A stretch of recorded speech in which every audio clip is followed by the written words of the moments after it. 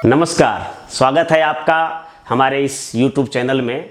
और आज हम आपके लिए लेकर आए हैं डिफेंस टेक्नोलॉजी का चौथा सीरीज, यानी डिफेंस टेक्नोलॉजी पर अब तक जो हमारे द्वारा बनाया गया वीडियो है उसका चौथा सीरीज आपके लिए लेकर आए हैं। और आज हम इसके अंतर्गत पढ़ेंगे NBC प्रोग्राम। NBC प्रोग्राम का मतलब है nuclear biological and chemical weapons programme. हमने पहले वीडियो में आपको इंडियन डिफेंस सिस्टम के बारे में, भारतीय प्रतिरक्षा प्रणाली के बारे में बताया था। दूसरे वीडियो में इंडियन डिफेंस टेक्नोलॉजी, भारत का जो रक्षा प्रौद्योगिकी है और उसमें खास करके जो DRDO में defence research and development organisation की जो महत्वपूर्ण भूमिका है उसके बारे में बताया था। और तीसरे वीडियो में इंटीग्रेटेड इलेक्ट्रॉनिक वार प्रोग्राम के बारे में बताया था, जो कि भविष्य का युद्ध उस पर लड़ा जाएगा और किस तरह से हम युद्ध में जो कम्युनिकेशन और संचार के साधनों के साथ साथ इलेक्ट्रॉनिक्स और कंप्यूटर का उपयोग करेंगे उसके बारे में हमने बताया था। आज हम इस चौथे सीरीज के तहत आपको बताएंगे NBC कार्यक्रम, मतलब nuclear biological and chemical weapons programme. आज जिस प्रकार की पूरे विश्व की सामरिक और जिस तरह का वातावरण है उसमें अगर किसी देश के पास अगर न्यूक्लियर टेक्नोलॉजी नहीं है, अगर परमाणु बम नहीं है, हाइड्रोजन बम नहीं है और जैविक और रासायनिक हथियार या उससे बचाव के तरीके नहीं हैं, तो समझ जाइए कि वह देश सामरिक और युद्ध के मामलों में काफ़ी पिछड़ा हुआ देश माना जाता है। और इसी को परिप्रेक्ष्य में भारत ने भी अपना जो है NBC programme, nuclear biological and chemical weapon programme का बनाया है। और इसी क्रम में हम देखेंगे कि जो NBC कार्यक्रम है उसके वैश्विक और भारतीय परिदृश्य क्या है। तो चलिए, आज आपका स्वागत है NBC प्रोग्राम में। तो जैसा कि मैंने बताया, NBC nuclear biological and chemical weapons programme defence technology के अंतर्गत आता है। हिंदी में अगर बोलेंगे तो नाभिकीय जैविक और रासायनिक हथियार कार्यक्रम। नाभिकीय, तो इसमें हम सबसे पहले पढ़ेंगे नाभिकीय हथियार के बारे में, बारी बारी से पढ़ेंगे। तो नाभिकीय हथियारों के बारे में हम पढ़ेंगे, जिसे न्यूक्लियर या फिर एटॉमिक वेपन्स भी कहा जाता है, यानी नाभिकीय या परमाणविक हथियार। तो इसमें क्या करते हैं कि जो परमाणु है, जो किसी भी पदार्थ का सबसे जो सूक्ष्मतम कण है, जिसे हम परमाणु कहते हैं। हालांकि परमाणु के अंदर भी प्रोटॉन, इलेक्ट्रॉन, न्यूट्रॉन होते हैं, परंतु जो परमाणु होता है उसमें जो ऊर्जा निहित होती है, तो उस ऊर्जा का जो विनाशात्मक प्रयोग है, जो विनाशात्मक या विध्वंसक यानी डिस्रप्टिव जो प्रयोग है, जो उसका यूज है, उसको हम जब इस्तेमाल करते हैं तो वही जो है परमाणु बम के रूप में सामने आता है। इसके बारे में हम आगे चर्चा करेंगे। पहले यह जान लेते हैं कि परमाणु ऊर्जा का हम दो रूप में मानव कल्याण हेतु प्रयोग कर सकते हैं। तो पहला तो मानव कल्याण के लिए रहेगा और दूसरा जो है मानव के विनाश के लिए होगा। तो पहला जो रचनात्मक उपयोग है, परमाणु ऊर्जा का रचनात्मक उपयोग है, तो इससे हम परमाणु से बिजली बना सकते हैं। चिकित्सा से क्षेत्र में इसका उपयोग है, मेडिसिन के क्षेत्र में तमाम तरह के जो रेडियो आइसोटोप हैं इनका प्रयोग करके काफ़ी सारी चिकित्सा प्रणाली खोजा गया है। कई प्रकार की दवाई बनाने में इसका उपयोग किया जाता है। कृषि के क्षेत्र में इसका उपयोग है और इंडस्ट्री के क्षेत्र में इसका व्यापक उपयोग है, जहां हम परमाणु ऊर्जा को एक रचनात्मक रूप में रखते हैं। वहीं विनाशात्मक रूप में अगर देखें, जो विध्वंसक इसका उपयोग है, तो इसमें हम आणविक हथियार, जो एटॉमिक वेपन्स है, उसके तहत जो है 3 प्रकार का हम यहाँ देख सकते हैं। एक तो परमाणु बम होता है, यह नाभिकीय विखंडन या तो न्यूक्लियर फ्यूजन पर आधारित है। दूसरा हाइड्रोजन बम होता है, जो कि नाभिकीय संलयन यानी न्यूक्लियर फ्यूजन पर आधारित है। और तीसरा जो है वो न्यूट्रॉन बम होता है। तो इन सभी तीनों को सम्मिलित रूप में हम आणविक हथियार या परमाणविक हथियार कह सकते हैं। तो सबसे पहले अगर वैश्विक परिदृश्य में देखें तो सर्वप्रथम USA द्वारा मैनहट्टन परियोजना के अंतर्गत 1938 में पहली बार परमाणु बम का निर्माण किया था। और उसमें अगर हम परमाणु बमों का या रासायनिक हथियारों का उपयोग की बात करें तो सबसे पहले इसका जो आधारशिला रखी गई थी वो जर्मनी द्वारा रखा गया था। और जर्मनी के 2 वैज्ञानिकों ने अलग अलग समय में, जिसमें एक ऑटो हन थे और दूसरा जो लीज मैटनर थे, ये एक महिला फिजिस्ट थी, भौतिकविद थी, और फिर फ्रिज स्ट्रासमैन, इन लोगों ने परमाणु बम बनाने का सिद्धांत का खोज किया था। यानी मुख्यतः न्यूक्लियर फ्यूजन के माध्यम से कैसे हम इस परमाणु ऊर्जा का विनाशात्मक स्वरूप में उपयोग कर सकते हैं और उसे किस प्रकार से हथियार के रूप में हम उपयोग कर सकते हैं, इसका जो कंसेप्ट है वो इन लोगों ने खोजा था। और फाइनली 16 जुलाई 1945 को जे रॉबर्ट ओपनहीमर यह अमेरिकी वैज्ञानिक थे जिन्होंने कि परमाणु बम बनाने में सफलता प्राप्त किया था। तो प्रथम परमाणु बम जो है जो बनाया वो रॉबर्ट ओपनहीमर ने बनाया था, इसीलिए इसे जो है परमाणु बम का पिता कहा जाता है। और ये एक टेस्ट हुआ था, परमाणु परीक्षण हुआ था जिसे ट्रिनिटी टेस्ट कहा जाता है, जो कि न्यू मैक्सिको का इलाका है, संयुक्त राज्य अमेरिका का एक प्रांत है, और उसी में मैनहट्टन परियोजना के अंतर्गत इसका जो परमाणु परीक्षण हुआ था अमेरिका द्वारा किया गया। आगे चलिए हम चर्चा करेंगे परमाणु बम। अब परमाणु बम क्या होता है?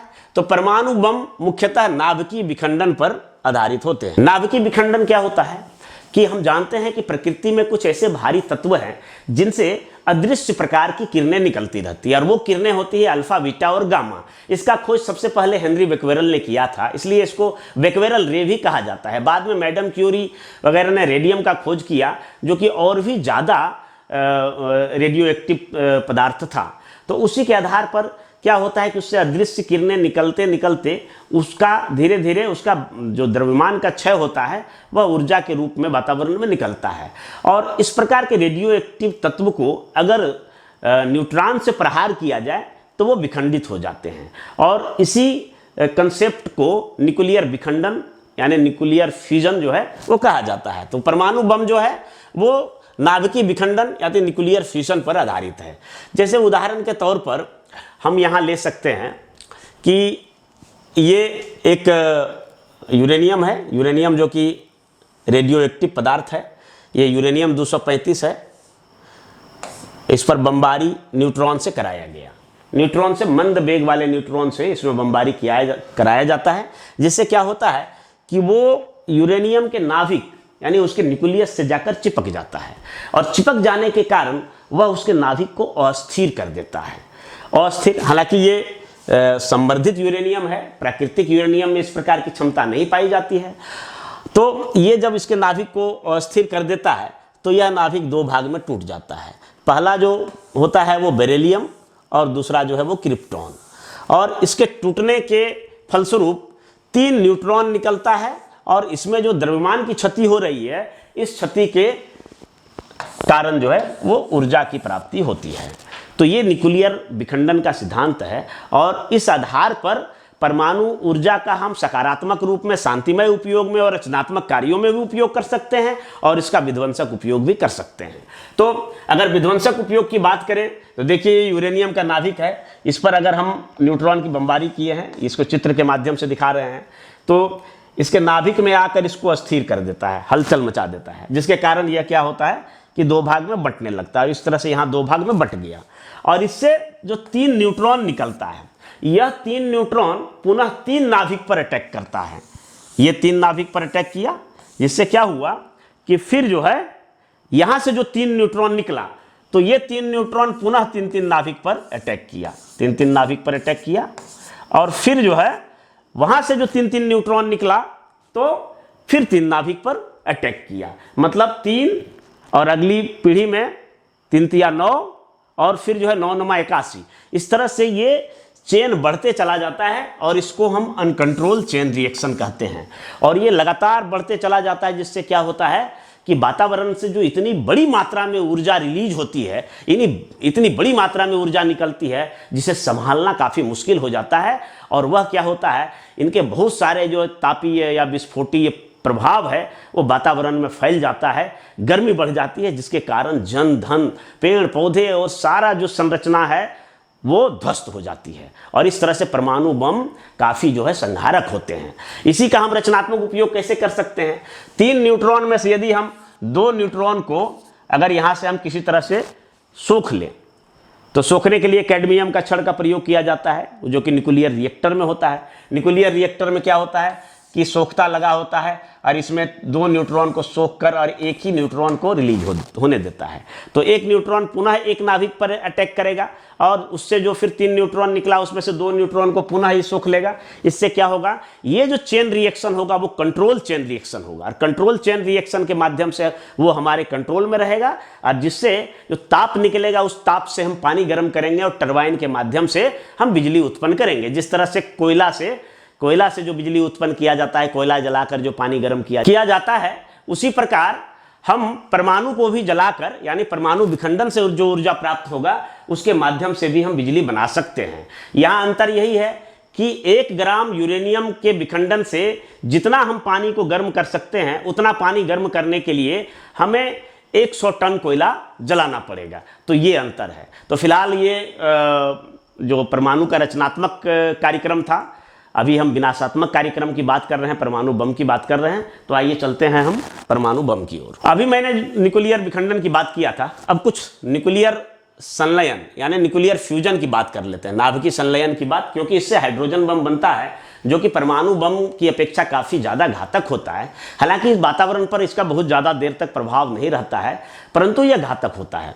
तो इसमें क्या होता है, नाभिकीय संलयन में क्या होता है कि 2 हल्के नाभिक एक दूसरे में विलीन होकर एक ऐसा नाभिक बनाते हैं जिसका भार दोनों नाभिकों के भार के योगफल से कुछ कम होता है। यानी जब 2 हल्के नाभिक जुटता है और दोनों का अलग अलग भार का जो योगफल है उस योगफल से थोड़ा सा कम होता है। कम होने के कारण जो मास में क्षति होता है, जो द्रव्यमान में क्षति होता है, वही ऊर्जा के रूप में निकलता है। जो ये भार की क्षति है ये असीमित ऊर्जा जो है विमुक्त होता है और इस ऊर्जा का हम चाहे रचनात्मक प्रयोग में कर सकते हैं या फिर विनाशात्मक प्रयोग में कर सकते हैं। चूंकि हाइड्रोजन बम विनाशात्मक उपयोग के लिए किया जाता है इसलिए यहाँ विनाशात्मक। तो ये देखिए यहाँ पर सामान्य तौर पर जो नाभिकीय संलयन होता है जो सूर्य में हमेशा होता है कि 2 हाइड्रोजन नाभिकों के मिलने से हीलियम के नाभिक बदलता है और इस तरह से जो ऊर्जा मुक्त होता है वो पृथ्वी तक हमें आती है, सोलर एनर्जी, सूर्य ऊर्जा, तो उसका हम प्रयोग करते हैं। तो यहाँ पर देखिए ये हाइड्रोजन का है, ये हाइड्रोजन का 2 नाभिक है। हाइड्रोजन के 2 समस्थानिक जिसको कि हम ड्यूटेरियम कहते हैं। हाइड्रोजन के 3 समस्थानिक होते हैं, प्रोटियम जिसमें कि न्यूट्रॉन नहीं होता है, उसके बाद ड्यूटेरियम होता है, उसके बाद ट्राइटियम होता है। ड्यूटेरियम में 1 न्यूट्रॉन होते हैं और जबकि ट्राइटियम में 2 न्यूट्रॉन होते हैं। तो इस तरह से अब इसके लिए टेम्परेचर है और टेम्परेचर 10⁻7 से लेके 10⁻8 यह बहुत विशाल मात्रा में है। इसकी जो है मतलब करोड़ डिग्री सेंटीग्रेड पर, करोड़ डिग्री सेल्सियस पर यह प्रक्रिया संपन्न हो सकता है। इसे धरती पर कराना बहुत मुश्किल है, परंतु कई सारे टेक्निक खोजे गए हैं जिसके माध्यम से धरती पर भी कराया जा रहा है। इसके लिए भी पहले नाभिकीय विखंडन की जरूरत पड़ती है जो उतनी ताप विमुक्त करती है और उसके बाद जो है नाभिकीय संलयन होता है। तो ये प्रक्रिया सूर्य में संभव है और इस तरह से जो हीलियम नाभिक बनता है और जो ऊर्जा निकलता है तो यही हमारे पास आता है, सूर्य में होता है हीलियम।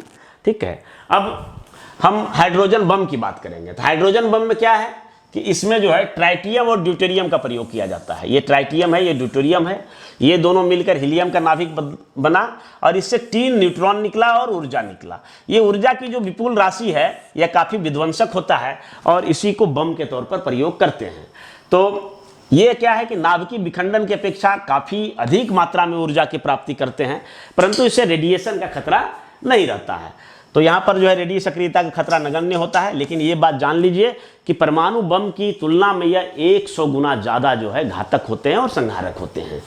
क्योंकि अब इसमें कठिनाई क्या है, क्योंकि यह जो प्रक्रिया है वो काफ़ी उच्च तापमान पर संपन्न कराना होता है जो धरती पर संभव नहीं है। इसके लिए लगातार वैज्ञानिकों का प्रयास चल रहा है किस तरह से। और दूसरा चीज़ है कि ये जब प्रक्रिया होता है, जब अधिक तापमान होता है तो उस समय पदार्थ जो है प्लाज्मा की अवस्था में आ जाता है। प्लाज्मा जो कि पदार्थ की चौथी अवस्था माना जाता है। तो प्लाज्मा में क्या होता है कि जो ये नाभिक है, तो नाभिक है और चारों तरफ जो इलेक्ट्रॉन चक्कर काटते रहते हैं और नाभिक में प्रोटॉन और न्यूट्रॉन होता है। परमाणु में यही होता है। तो यहाँ पर क्या होता है कि सिर्फ नाभिक बच जाता है, यानी सिर्फ प्रोटॉन और न्यूट्रॉन बच जाता है और इलेक्ट्रॉन बिल्कुल फ्री हो जाता है। और ये अवस्था प्लाज्मा की अवस्था होता है। प्लाज्मा की अवस्था में किसी भी वस्तु को बिल्कुल उसको कन्फाइंड करके बिल्कुल उसको कैद करके रखना काफ़ी मुश्किल होता है। तो ये सब जो है कठिनाइयाँ हैं।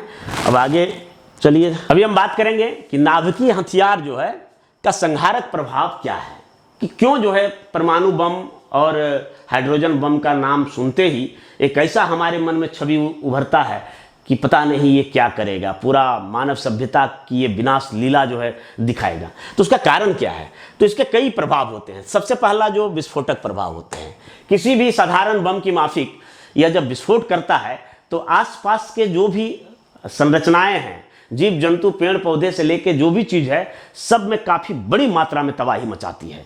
और वो विध्वंसक प्रभाव जो होता है, जिसके कारण आसपास के सारे मकान, पेड़ पौधे और जो संरचनाएं हैं वो सब ढह जाती है। दूसरा है विकिरण प्रभाव। विकिरण प्रभाव जब विस्फोट होता है तो उससे अल्फा, बीटा और गामा किरणों का बहुत बड़ी मात्रा में प्रसार होता है और वो काफ़ी समय तक वातावरण में बना रहता है, 10-20 साल तक बना रह सकता है। जिसके कारण क्या होता है कि वहाँ आसपास में जहाँ पर विस्फोट हुआ उसके आगे लगभग 100 किलोमीटर तक के पर्यावरण को यह प्रभावित करता है और आसपास के जीव जंतुओं में विकिरण प्रभाव करके उसे अस्थायी रूप से विकलांग कर देता है, उसमें विभिन्न प्रकार के रोग उत्पन्न कर देता है, उसकी आंखों की रोशनी चला जाता है, उसकी त्वचा पर विभिन्न प्रकार के रोग जो है उत्पन्न हो सकते हैं। इसके अलावा देखिए ये तापीय प्रभाव है। तो तापीय प्रभाव क्या होता है कि जब नाभिकीय हथियारों का, बम का जो है विस्फोट होता है, परमाणु बम का जब विस्फोट होता है तो काफ़ी उच्च मात्रा में करोड़ डिग्री सेल्सियस का जो है वो ताप उत्पन्न होता है और इस ताप उत्पन्न होने के कारण जो वहाँ की जो वस्तु है, पानी, धरती, हवा, इतनी गर्मी, प्रचंड गर्मी होती है कि जो भी वहाँ पर जीव जंतु और वनस्पति है क्षण भर में समझिए कि भाप बन के उड़ जाता है। ऐसा ही स्वरूप जो है हिरोशिमा और नागासाकी में देखने को मिला था। मिनटों में सारे जो जीव जंतु थे और पेड़ पौधे थे वो भाप बन के उड़ गया था, इतना अधिक तापमान होता है। तो ये तापीय प्रभाव जो होता है वो काफ़ी जो है जनसंहारक होते हैं। इसके अलावा विद्युत आवेग का प्रभाव, इसका जो विद्युत आवेग निकलता है तो काफ़ी दूर तक जो इलेक्ट्रिक वायर है या किसी प्रकार के जो इलेक्ट्रिक उपकरण से संबंधित कुछ भी है तो उसको भी नष्ट कर देता है। और जलवायु पर यानी पर्यावरण पर जो प्रभाव होता है इसका, वो लंबे समय तक बना रहता है और उस स्थान पर लंबे समय तक 10, 20, 30 वर्षों में वहाँ कोई जीव जंतु का पनपना जो है काफ़ी मुश्किल हो जाता है। तो इस कारण से ये परमाणु बम जो होता है, जो न्यूक्लियर वेपन्स है, वो काफ़ी घातक होते हैं और यही कारण है कि तमाम सारे देश जो है इस होड़बंदी में लगे रहते हैं कि हमारे पास न्यूक्लियर बम हो। अब हम बात करेंगे मूल मुद्दा पर कि भारत का नाभिकीय हथियार का विकास कैसे कैसे हुआ। तो हम जानते हैं कि भारत भी परमाणु शक्ति संपन्न राष्ट्र है और भारत के पास भी परमाणु बम है और यही कारण है कि अब दुश्मन देश भी हमारी ओर आंखें दिखाने से पहले एक बार जरूर सोचता है। तो आइए हम बात करेंगे कि भारत का परमाणु हथियारों का विकास का कार्यक्रम कब से प्रारंभ हुआ। तो प्रारंभिक तौर पर हम देखें तो होमी जहांगीर भाभा को इसका श्रेय देना पड़ेगा, परंतु भाभा ने 1944 में जिस परमाणु कार्यक्रम की स्थापना किया था तो उनका जो लक्ष्य था वो परमाणु का शांतिमय उपयोग को लेकर था। मतलब परमाणु को हम मानव कल्याण के लिए, परमाणु तमाम सारे जो विश्व के देश हैं तो मानव सभ्यता को लील जाने के लिए, उसको विनाश के लिए हथियार खोज रहे थे। तो वही भारत में होमी जहांगीर भाभा ने परमाणु ऊर्जा का जो शांतिमय उपयोग है, जो मानव कल्याण हेतु उपयोग है, उसका कैसे किया जाए, इसके लिए स्थापना 1944 में किया था और Tata institute of fundamental research की स्थापना इस हेतु किया गया था।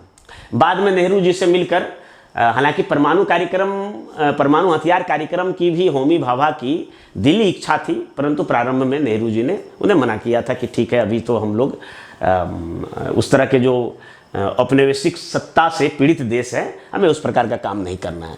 परंतु राजा रमन्ना बाद में जो है परमाणु हथियारों के विकास में अपनी अग्रणी भूमिका निभाई और स्वतंत्रता प्राप्ति के बाद 1948 में देखिए तो नेहरू और भाभा ने मिलकर जो शांतिमय उपयोग के लिए था तो भारत का 3 स्टेज वाला दीर्घकालिक परमाणु कार्यक्रम की शुरुआत किया था, जो आज तक चल रहा है।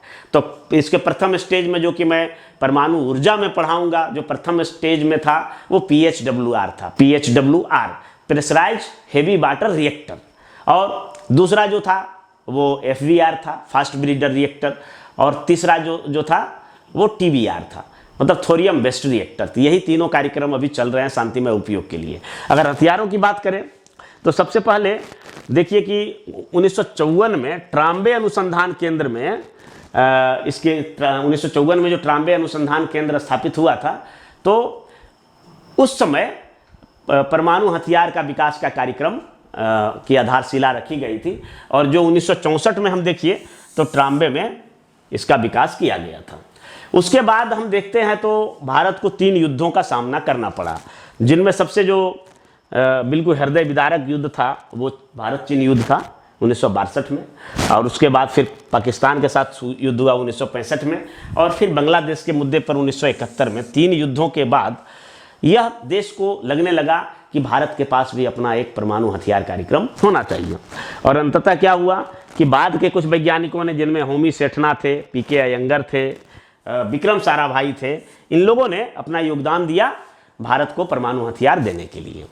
फर्दर आइए देखते हैं। इन वैज्ञानिकों के योगदान के फलस्वरूप भारत का पहला परमाणु परीक्षण जो हुआ वो इंदिरा गांधी के प्रधानमंत्रित्व काल में 18 मई 1974 को भारत का पहला परमाणु परीक्षण हुआ, जो कि राजस्थान के थार मरुस्थल में एक निर्जन भूमि है पोखरण, तो पोखरण में हुआ था। और इस तरह से दुनिया में भारत ने भी अपनी धमक दिखाई थी और पहली बार जो है भारत परमाणु शक्ति संपन्न राष्ट्र बना था।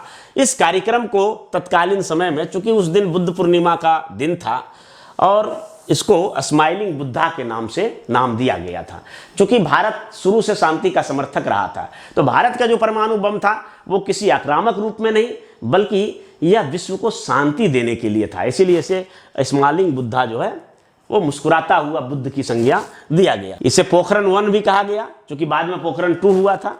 यह जो है 12 किलोटन ऑफ TNT क्या है, तो वास्तव में परमाणु विस्फोट का एक इकाई है, मापने की एक इकाई है।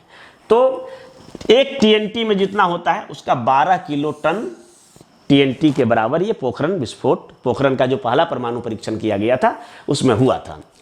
और उसी प्रकार हम दूसरा परीक्षण की बात करें तो 11 से 13 मई 1998 में, जब अटल बिहारी वाजपेयी प्रधानमंत्री थे, तो उसके प्रधानमंत्रित्व काल में ये हुआ था, जिन्हें ऑपरेशन शक्ति 98 का नाम दिया गया था, ऑपरेशन शक्ति 98। और ये भी परीक्षण पोखरण में हुआ था, पोखरण वही राजस्थान के थार मरुस्थल में पोखरण में। और इस समय 5 परमाणु परीक्षण किए गए थे 5 परमाणु परीक्षण किए गए थे, जिनमें 3 जो है न्यूक्लियर विखंडन पर आधारित था और 2 जो है न्यूक्लियर संलयन पर आधारित था। और ये इसकी क्षमता अगर देखें तो 43 से 45 किलोटन ऑफ TNT के बराबर था। और इस तरह से भारत दूसरा जो पोखरण 2 के माध्यम से परमाणु शक्ति संपन्न देशों की राष्ट्र के अग्रणी भूमिका में आ गए, और इसके कारण से काफ़ी इस पर व्यापक प्रतिबंध भी लगाए गए। कई देशों की जो प्रतिक्रिया थी, अमेरिका जापान सहित जो है कई देशों ने तमाम सारे आर्थिक प्रतिबंध लगाए थे, परंतु उनको झेल कर भी भारत जो है, हालांकि उसका यह भी एक प्रतिक्रिया हुआ कि तुरंत जो है पाकिस्तान ने भी अपना परमाणु परीक्षण किया और वो भी परमाणु शक्ति संपन्न होने का दावा करने लगे। ये कुछ फोटोज हैं, ये ओपनहीमर है, पहला परमाणु बम बनाए थे अमेरिकी वैज्ञानिक ओपनहीमर। सबसे पहले 1945 में इन्हीं के द्वारा परमाणु बम का जनक इन्हें कहा जाता है। और ये देखिए परमाणु बम जब गिराया जाता है कहीं तो उसका एक चित्र है, हालांकि ये काल्पनिक चित्र है। तो इस प्रकार का ये मशरूम क्लाउड बनता है। आगे के स्लाइड में हम यह भी चर्चा करेंगे कि विश्व में आज तक जो है पूरे इतिहास में जो 2 परमाणु बमों का उपयोग जापान पर किया गया, जो गिराया गया, जो परमाणु हमला किया गया था जापान पर, उसकी किस प्रकार का परिदृश्य था। ये देखिए, ये वैश्विक इतिहास में पहली बार जो परमाणु बम का प्रयोग किया गया था हिरोशिमा पर, जापानी शहर हिरोशिमा, 6 अगस्त 1945। और इसका नाम था लिटिल बॉय। लिटिल बॉय का उपयोग जो है प्रथम बार 6 अगस्त 1945 को अमेरिका द्वारा B-29 बमवर्षक विमान के माध्यम से हिरोशिमा एक बड़ी आबादी वाले शहर पर किया गया था। और जब यह बम गिरा तो किस प्रकार से तबाही का मंजर है उसको इन चित्रों के माध्यम से देख सकते हैं। कुछ भी नहीं बचा, सारा चीज़ ध्वस्त हो गया। और हिरोशिमा में बम गिरने के बाद एकमात्र जो संरचना अभी बचा हुआ है, मतलब बच गया था, उसको भी हम दिखाएंगे कि अभी वो किस हाल में है। परंतु यह जानिए कि परमाणु बम गिरने के बाद जो परमाणु का विस्फोटक प्रभाव से जो लोग मरे थे वो तो मरे, परंतु पूरे शहर का तापमान इतना बढ़ गया था कि लोग जान बचाने के लिए अगर स्विमिंग पूल और तालाबों में कूद रहे थे तो वहाँ से खौलता हुआ पानी में उबलता हुआ निकल रहे थे, कोई नहीं बचा। और उसके बाद जो विकिरण प्रभाव से मरने वाले थे वो विकिरण प्रभाव से मरे, और जो कुछ लोग बच गए वो जिंदगी भर अपंगता के शिकार झेलने के लिए अधिशप्त हो गए। तो इस तरह से देखिए, और ये मशरूम क्लाउड बना था जो बम गिरने के बाद, तो इनको हम देख सकते हैं हिरोशिमा में। आगे चलिए, हम नागासाकी पर जो बम गिरा था उसके बारे में हम चर्चा करते हैं। ये देखिए, ये है नागासाकी पर, उसके ठीक 3 दिन बाद 9 अगस्त 1945, और इसका नाम था फैटमैन। पहला बम यूरेनियम का बना हुआ था, ये प्लूटोनियम का बना हुआ था, और ये गिरा था जापान के नागासाकी शहर पर। कारण क्या था? कारण यह था कि जापानी सैनिकों ने तेजी से प्रगति करते हुए अमेरिका के पर्ल हार्बर पर जबरदस्त हमला किया था, उसी का जवाबी कार्रवाई था अमेरिका का। और इस तरह से नागासाकी पर जो फैटमैन गिरा, ये कहीं ज़्यादा शक्तिशाली बम था, परंतु गिराने में कुछ मिस्टेक हुआ, उसको ऑपरेट करने में थोड़ा सा ऊंचाई पर ही गिर गया था, और पहाड़ी क्षेत्र नागासाकी होने के कारण वहाँ कम लोग मरे थे। लेकिन यहाँ भी जो तबाही का मंजर हुआ उसको आप इन चित्रों के माध्यम से देख सकते हैं। ये सब कभी हरा भरा रोड हुआ करता था और किस तरह से तबाह हो गया। ये देखिए तबाही का मंजर। ये मशरूम क्लाउड जो उस ज़माने में चूँकि फोटोग्राफी नहीं था कलर वाला, तो ये देखिए इस प्रकार का मशरूम क्लाउड बना था और सारी संरचनाएं ध्वस्त हो गई थी। ये देखिए आज का शहर है। जापानियों ने क्या शिद्दत से और क्या मनोयोग से यह कहा कि हम कभी परमाणु बम नहीं बनाएंगे।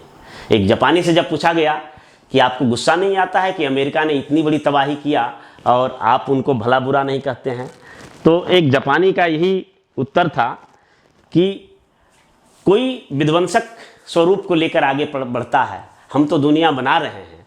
और आज हमें बहुत खुशी होती है जब अमेरिकी राष्ट्रपति जो टेलीफोन का यूज करते हैं, जो वो लैपटॉप का यूज करते हैं, और उनमें जब लिखा हुआ रहता है मेड इन जापान, तो इससे ही समझिए कि वही मेरा सबसे बड़ा हथियार है। तो देखिए फिर से किस तरह से बसा लिया गया। ये वही संरचना है जो हिरोशिमा पर बम गिराने के बाद जो बच गया था, तो उसी के तहत उस दिन जो है 6 अगस्त 1945 के दिन जो हमला हुआ था, प्रत्येक 6 अगस्त को यहाँ पर मारे हुए लोगों को श्रद्धांजलि देने के लिए लोग इकट्ठा होते हैं, उसी का फोटो है। और ये है नागासाकी शहर।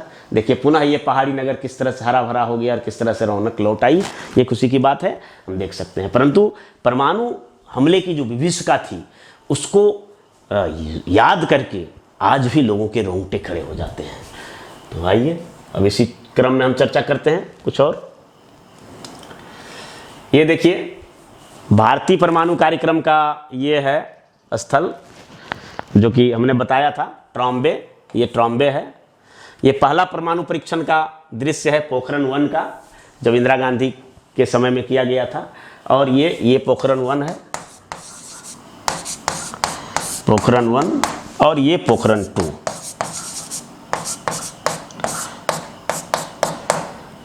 ये हुआ था 1974 में और ये 1998 में। अब हम बात करेंगे बायोलॉजिकल एंड केमिकल वेपन्स पर। तो बायोलॉजिकल एंड केमिकल वेपन्स को देखिए, तो जैविक हथियार, सबसे पहले हम जैविक हथियार के बारे में बात करेंगे। तो जैविक हथियार जो बायोलॉजिकल वेपन्स होते हैं, तो वो क्या होता है? तो वास्तव में प्राकृतिक रूप से प्रयोगशाला में विकसित एवं उत्पादित एक सूक्ष्मजीव होता है जो मानव, पशु पक्षी एवं फसलों तथा वनस्पतियों में रोग उत्पन्न करता है, और यह तीव्र गति से संख्या बढ़ाता है और यह काफ़ी संक्रामक होता है। मतलब चंद मिनटों में हजारों लाखों में संख्या बढ़ा सकता है और मानव से मानव, पशु से मानव, पशु से पशु और हवाओं के माध्यम से भी, पानी के माध्यम से भी फैल सकता है। ये सूक्ष्म जीव देखिए, तो इन्हें माइक्रोब्स कहा जाता है अंग्रेजी में। तो इसमें देखिए जीवाणु भी हो सकते हैं, जीवाणु यानी बैक्टीरिया। तो बैक्टीरिया में अब देखिए ये प्लेग है, बैक्टीरिया से प्लेग जैसे जैविक हथियार बन सकते हैं। ये सब बीमारी है, एंथ्रेक्स, हैजा के विषाणु बनाए जा सकते हैं। उसी प्रकार अगर हम वायरस की बात करें तो इससे चेचक फैलाया जा सकता है। कोई भी देश जो है दुश्मन देश को इन सूक्ष्म जीवों के माध्यम से वहाँ की आबादी में बीमारी फैला सकता है। चेचक है, इबोला है, सार्स कोरोना। अभी जो कोरोना वायरस का प्रकोप है, तो इसके संबंध में जो बातें अभी तक खुलकर आ रही है कि हो सकता है कि यह बायोलॉजिकल वेपन्स हो, क्योंकि कोई भी वायरस अगर प्राकृतिक होता है तो वो किसी खास क्लाइमेट में सर्वाइव कर सकता है। अगर कोई वायरस है कि वो ठंडे क्षेत्र में सर्वाइव कर सकता है तो वो गर्म क्षेत्र आते आते वो निष्क्रिय हो जाता है। परंतु जिस तरह से कोरोना वायरस ने पूरी दुनिया में कोहराम मचा रखा है, उससे यह संदेह उठता है, और संदेह उठने के कई कारण हैं। चीन की जो गतिविधियां हैं, जो उनके द्वारा लगातार जारी किए गए आंकड़े हैं, और जिस तरह से छुपाया गया है, इसका जिस तरह से आंच WHO पर भी आया है, और अमेरिका के राष्ट्रपति डोनाल्ड ट्रंप द्वारा जिस तरह से कहा जा रहा है कि चीन के द्वारा यह जैविक हथियार है, तो कहीं ना कहीं हमारा संदेह उस ओर जाता है। और अगर यह जैविक हथियार है तो दुनिया एक बहुत बड़ी विनाश लीला देखने के लिए तैयार है, क्योंकि ये जैविक हथियार इतने घातक होते हैं कि बहुत कम खर्च में, बहुत कम लागत में बड़ी पैमाने पर तबाही फैलाया जा सकता है। तो ये जैविक हथियार और ये वायरस जो होता है उसमें काफ़ी होता है। इसके अलावा कुछ कवक होते हैं। कवक में जैसे पक्सिनिया, ये गेहूं में होने वाला रोग है, इसके माध्यम से फिर चर्म रोग हो सकता है, सांस संबंधी रोग हो सकता है, दमा रोग वगैरह ये। इसके अलावा देखिए प्रोटोजोआ, प्रोटोजोआ में जैसे मलेरिया हो सकता है, पेचिस हो सकता है। तो ये सभी सूक्ष्म जीव है जिसके माध्यम से जैविक हथियार के रूप में इन सूक्ष्म जीवों का प्रयोग किया जा सकता है, जिसके कारण दुश्मन देशों को बड़ी आसानी से पराजित किया जा सकता है। अब इसका महत्व देखिए कि क्यों प्रत्येक देश जो है वो जैविक हथियार बनाने की फिराक में रहते हैं और अपना जो है जैविक और रासायनिक कार्यक्रम। तो सबसे पहली बात है कि कम खर्च में तैयार हो जाता है, इसके लिए बहुत ज़्यादा धनराशि खर्च करने की ज़रूरत नहीं है। एक आम आदमी भी जिसको कि थोड़ा सा बायोलॉजिकल के बारे में पता है, तो वो जो है अपना जो है ये बना सकता है, वायरस बना के कोई आतंकवादी या छोटा समूह का भी जो असामाजिक तत्व है वो भी बना सकता है। उत्पादन एवं संवर्धन काफ़ी इसका आसान है, इससे बड़े क्षेत्र में हमला किया जा सकता है। ये हवा जल द्वारा भी इससे संक्रमण कराया जा सकता है, पशु मानव के द्वारा भी ये संक्रमण हो सकता है। और यह क्या होता है कि काफ़ी तीव्र गति से ये संक्रामक होता है और प्रजनक होता है। प्रजनक मतलब ये तेज़ी से काफ़ी वृद्धि करता है अपने आप में, क्योंकि इसमें वायरस में क्या होता है कि उसमें रेप्लिकेशन की क्षमता होता है, मतलब अपने जैसा लाखों की संख्या में तैयार कर सकता है। उसके बाद फसलों का व्यापक नुकसान कराया जा सकता है, और गुप्त रूप से हमला कराया जा सकता है, पता नहीं चलेगा कि किस ओर से हमला हुआ है। और यह एक अदृश्य हथियार है, दुश्मन हमारे छिपे हुए होते हैं। जिस तरह से कोरोना वायरस के बारे में बताया जा रहा है कि यह अदृश्य दुश्मन है, इसे हम जान नहीं पाते हैं कहाँ से हमला होगा, कैसे ये होगा। और जिस तरह से एहतियात बरते जा रहे हैं, दुनिया भर में लॉकडाउन है। एक सवाल यह भी उठ रहा है कि कहीं यह वुहान इंस्टीट्यूट ऑफ वायरोलॉजी जो कि चीन में स्थित है, वहाँ से उत्पन्न किया गया मैन मेड बायोलॉजिकल वेपन्स का तो कहीं हिस्सा नहीं है। अभी बहुत सारे सवाल अनुत्तरित हैं, हम आगे देखेंगे ये होता है। ये देखिए कुछ चित्र हम आपके लिए लाए हैं। इस प्रकार के वायरस होते हैं। ये वायरस अटैक है, ये जो अभी पूरी मानवता को सांसत में डाले हुए है कोरोना वायरस। ये सब कुछ फिगर हैं जैविक हथियार के, इस माध्यम से फैलते हैं। इसके बाद चलते हैं फिर रासायनिक हथियार कार्यक्रम पर। तो रासायनिक हथियार क्या होते हैं? यह धूल, छोटे कण और गैस के रूप में होता है। इसको वायुमंडल में प्रवेश करा देने के बाद ऑक्सीजन की कमी हो जाती है, जिससे व्यक्ति को सांस लेने में कठिनाई हो जाती है, और ऑक्सीजन की कमी हो जाने के बाद व्यक्ति की मृत्यु हो जाती है। इसके एग्जाम्पल में देखें तो कई तरह से फॉस्फिन गैस है, फास्जिन गैस है, साइनाइट है, लाफिंग गैस है, आंसू गैस है, मिथाइल आइसोसाइनेट है जो कि भोपाल में हुआ था, इसको याद ही होगा 1984 में। यूनियन कार्बाइड कंपनी थी, जेम्स एंडरसन इनके मालिक थे, और किस तरह का ट्रेजेडी हुआ था भोपाल में। इनके लिए एक पुस्तक लिखा गया था it was 5 past of midnight at 12 o'clock, Dominique Lapierre और लॉरी कॉलिंस द्वारा। तो उसमें जिस तरह से विभीषिका इसमें बताया गया है, तो वो रासायनिक हथियार की बात जो है बताती है कितनी है। इसका महत्व क्या है, ये इसकी अधिक घातकता होती है, मतलब किसी भी पारंपरिक हथियारों की अपेक्षा ही अधिक घातक होता है, अधिक नुकसान पहुंचा सकता है और गुप्त रूप से हमला किया जा सकता है। अब बचाव का साधन नहीं होता है, लोग अनभिज्ञ होते हैं कि पता नहीं क्या हो गया है, क्यों ऐसा हो रहा है, ठीक है। और इसका जो है काफी दीर्घकालिक दुष्परिणाम जो है वातावरण में रहता है। इतिहास की अगर बात करें तो प्रथम विश्व युद्ध में हम देखते हैं कि प्रथम विश्व युद्ध में जर्मनी द्वारा मार्स एवं क्लोरीन गैस का प्रयोग किया गया था। वहीं वियतनाम युद्ध में एजेंट ऑरेंज का प्रयोग किया गया था। 1930-40 में देखें तो जापान द्वारा प्लेग और हैजा का प्रयोग चीन में किया गया था। सद्दाम हुसैन द्वारा तथाकथित तौर पर यह कहा जाता है कि कुर्दों के खिलाफ इन्होंने रासायनिक हमले का इस्तेमाल किया था और हजारों कुर्द को मौत के घाट उतार दिया था। इराक अमेरिका युद्ध में युद्ध का जो कारण था वो था इराक के जैविक हथियार के संदेह पर। अमेरिका के संदेह था कि बहुत बड़े पैमाने पर सद्दाम हुसैन द्वारा जैविक हथियार बनाया जा रहा है, इसी कारण था कि अमेरिका ने हमला किया था। इसके अलावा अमेरिका, लीबिया, सीरिया, उत्तर कोरिया, फिर ईरान, चीन, रूस और द्वारा कई प्रयोगशाला जो है विकसित किया गया है जहां पर जैविक और रासायनिक हथियार बनाए जा रहे हैं। अब भारत की पहल को हम देखते हैं भारत ने क्या पहल किया है। तो अभी तक कोई विशेष कार्यक्रम प्रकाश में नहीं है, अधिकृत तौर पर ऐसा कोई प्रकाश में नहीं आया है, ना ही भारत सरकार द्वारा ऐसा कहा गया है। परंतु अगर भारत पर जैविक या रासायनिक हमला होता है तो उसके बचाव के लिए महत्वपूर्ण उपाय किए गए हैं भारत सरकार द्वारा, भारतीय सुरक्षा तंत्र द्वारा।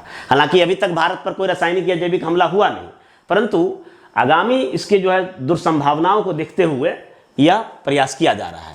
तो जैविक और रासायनिक हमलों से सुरक्षा एवं बचाव के लिए सबसे बड़ी आशंका इसमें है कि चूंकि यह बहुत कम खर्च में और बहुत कम तकनीकी के माध्यम से इसका प्रयोग किया जा सकता है, इसलिए आतंकवादियों द्वारा कम खर्च में हमला कर सकता है। ये हमेशा जो है भारत पर, चूंकि भारत आतंकवाद पीड़ित देश है, हमेशा से आतंकवादी हमले होते रहे हैं, तो यह बड़ी संभावना बनी रहती है। इसके बचाव के लिए देखिए, तो बचाव के लिए सबसे पहले राष्ट्रीय निगरानी तंत्र बनाया गया है जो कि हमेशा निगरानी रखता है कि कहाँ से कोई हमला हो सकता है। दूसरा है राष्ट्रीय संक्रामक रोग संस्थान NICD का स्थापना किया गया है, जो कि अगर इस तरह से जैविक हमला किया जाता है जिससे कि आबादी के बड़े क्षेत्र में संक्रमण फैलती है तो इसका कैसे बचाव किया जाएगा। उसके बाद विश्व विज्ञान एवं जैव रासायनिक संस्थान है ग्वालियर में, इसके द्वारा प्रयास किए जा रहे हैं। सैनिकों के लिए सुरक्षात्मक वर्दियाँ बनाई गई है जो कि जैव और रासायनिक हमलों के समय सैनिक जो है आसानी से हमारी लड़ाई लड़ सकते हैं, बचाव कर सकते हैं। इसके अलावा जैविक आक्रमण से बचाव हेतु अस्पताल पर्याप्त मात्रा में उस अस्पतालों में सुविधा मुहैया कराई गई है। उस अनुरूप में डॉक्टर को प्रशिक्षित किया गया, नर्स है, पुलिस बल है, नागरिक सुरक्षा कोर है और किसी खास प्रकार के जो वायरस या बैक्टीरिया से जो हमला होता है तो उसके लिए टीकाकरण कार्यक्रम भी भारत सरकार द्वारा किया गया है। अब हम देखेंगे वैश्विक पहल। तो क्या है वैश्विक पहल?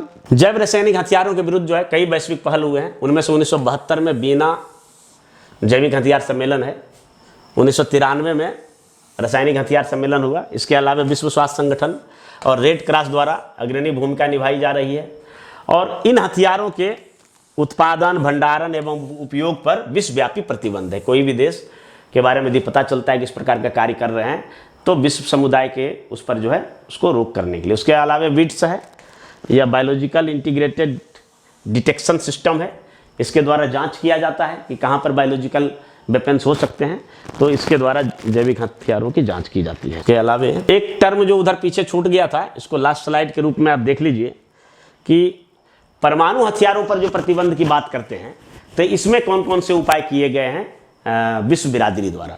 तो सबसे पहले देखिए NPT आता है, न्यूक्लियर नॉन प्रोलिफरेशन ट्रीटी।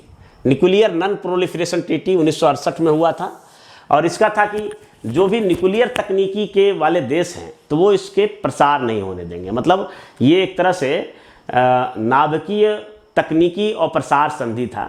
तो इसमें कुल मिला के 190 पार्टीज हैं, परंतु इनमें से कुछ नॉन पार्टीज देश हैं जिनमें इंडिया प्रमुख है, इजराइल, नॉर्थ कोरिया, पाकिस्तान और साउथ सूडान। इन लोगों ने अभी तक NPT पर हस्ताक्षर नहीं किया। इसके अलावा एक CTBT है, उससे भी ज़्यादा व्यापक comprehensive nuclear test ban treaty. तो ये 1996 में तो अमेरिका के राष्ट्रपति थे बिल क्लिंटन, उस समय काफ़ी इसका पहल किया गया था। भारत पर लगातार दबाव भी डाला जा रहा था कि इस पर हस्ताक्षर करें, परंतु भारत ने हस्ताक्षर नहीं किया, क्योंकि इसमें कई तरह सुरक्षा मुद्दे थे, क्योंकि खुद अमेरिका ने इस पर हस्ताक्षर नहीं किया, और पाकिस्तान, चूँकि पाकिस्तान कहता है पहले भारत हस्ताक्षर करेगा तब हम करेंगे, और चीन भी इसका विरोध कर रहा है, तो ऐसे में भारत का हस्ताक्षर करना बहुत ही मुनासिब नहीं था, तो इस पर हस्ताक्षर नहीं हुआ। तो ये किसी भी प्रकार के जो नाभिकीय परीक्षण है, जो परमाणु परीक्षण है, उस पर रोक लगाने की बात करता है। तो ये हुआ। इसके अलावा ये 1996 में हुआ था। इसमें भी 184 पार्टीज हैं, 184 पार्टीज हैं, और कुछ नन पार्टीज के देश हैं, जैसे इंडिया है, चाइना है, इजिप्ट है, Iran, Israel, north Korea, Pakistan और खुद यूएसए। तो इस प्रकार से ये सब नन पार्टीज के देश हैं।